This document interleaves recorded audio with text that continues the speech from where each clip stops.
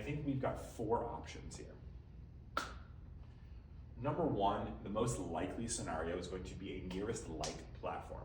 So at this point, Instagram Reels, YouTube Shorts, Facebook Shorts, or whatever Facebook's calling their Reels, has pretty much replicated the TikTok interface. They have come to a pretty close approximation of the TikTok algorithm, albeit with a slightly different bend, right? Those platforms are pretty similar. Reels has gotten pretty addictive.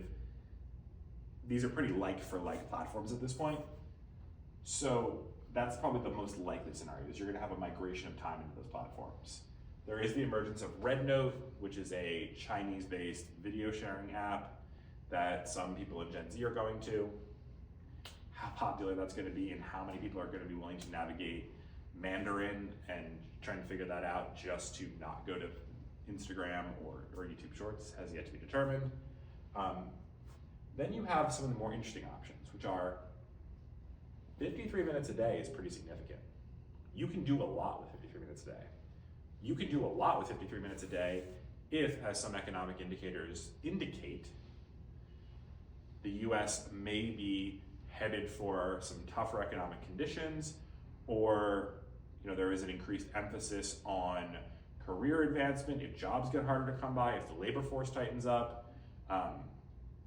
Very, very possible that people say, you know what, I'm gonna take this 53 minutes a day that I'm spending on TikTok and I'm going to invest it in my career, I'm going to invest it in my fitness, I'm going to invest it in my passion project, I'm going to invest it in my side hustle, I'm going to invest it in my friends and family, I'm going to invest it in my social relationships, something that is offline or in real life.